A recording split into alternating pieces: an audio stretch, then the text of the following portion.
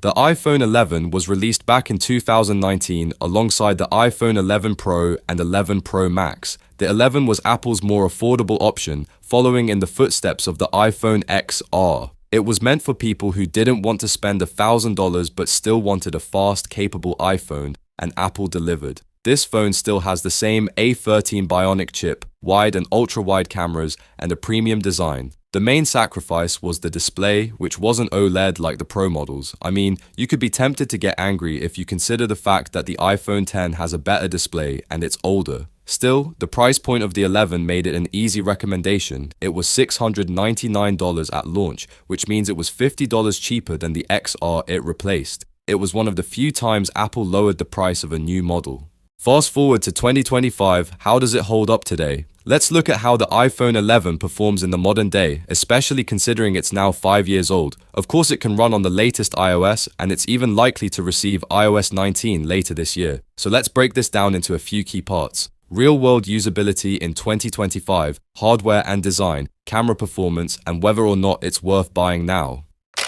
Let's be honest, using a 5-year-old smartphone isn't always ideal. Performance, battery life, and software support can become concerns, but the iPhone 11 still manages to hold its own. Apple was still selling this phone until late 2022, meaning some units are barely 2 years old. If you've got one of those, the battery might still be in decent shape. That said, battery health is the first thing you'll want to check if you're buying or still using an iPhone 11. You can check it in Settings, Battery Health. Once the maximum capacity drops below 80%, the phone will suggest a battery replacement, and honestly, you'll probably notice performance issues before that. Random shutdowns, rapid draining, and sluggish performance are all signs your battery is on its way out. A replacement through Apple can fix that, but depending on your situation, you might want to consider upgrading entirely. Still, if your battery is doing okay or you're willing to use a power bank, the iPhone 11 remains a surprisingly reliable phone. Battery life was great at launch, and for light to moderate use, it can still get through the day. On the software side, things look good. iOS 18 runs well, and it's expected that the iPhone 11 will get iOS 19 later this year. Even if Apple decides to end major updates after that, app support will likely continue for at least a couple more years. That means your favorite apps will still work just fine, and you'll continue getting security updates. That's a big win for a phone from 2019.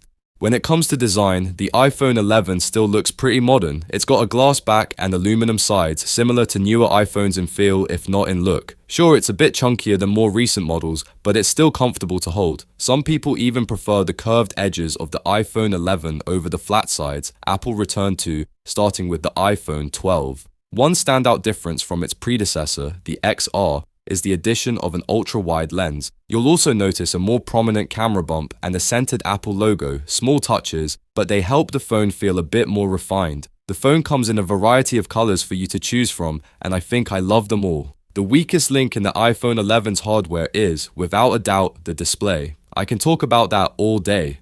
It's a 6.1-inch Liquid Retina LCD panel with a resolution of 828 by 1792. Good enough, but nowhere near OLED quality. If you're used to true blacks and vibrant colors, you'll notice the difference. But for everyday use like messaging, watching YouTube, or scrolling social media, it does the job just fine. There's no 5G here, only 4G LTE. But honestly, that's still fast enough for most people. It also lacks MagSafe, which arrived with the iPhone 12, but wireless charging is supported. You've got IP68 water resistance, so splashes and accidental drops into water shouldn't be a concern. The base model comes with 64 gigabytes of storage, which might feel tight in 2025, especially if you take a lot of photos and videos. Fortunately, there are also 128 gigabyte and 256 gigabyte versions, and if you do stick with 64 gigabytes, iCloud Plus is a decent, affordable way to free up space and back everything up.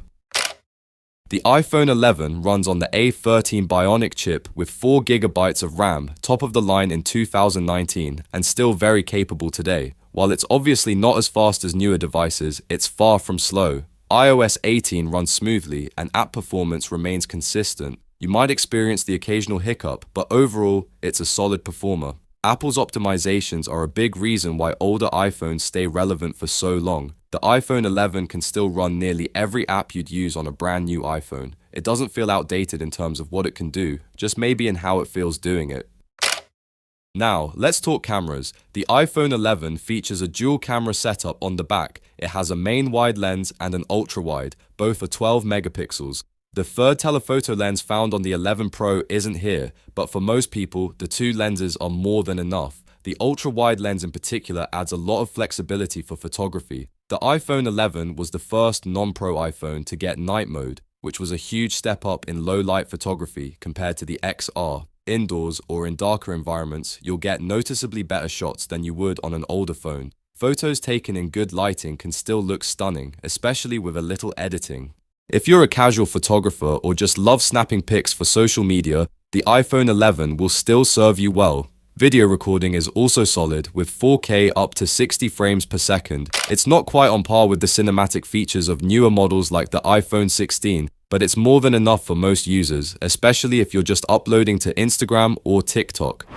If you're someone who uses your phone heavily all day with gaming, taking lots of photos and multitasking, you might benefit more from a newer iPhone. You'll get better battery life, better cameras, and a nicer display. But if your needs are more basic and your budget is tight, the iPhone 11 is still a compelling option. All things considered, the iPhone 11 has aged exceptionally well. It's not the flashiest or most powerful phone in 2025, but it still does almost everything you need a phone to do. And it does it reliably. Whether you're holding onto your current device or considering buying one used, the iPhone 11 remains a solid, budget-friendly iPhone that still holds up. If you're using an iPhone 11 now, how's it treating you? Has the battery been holding up?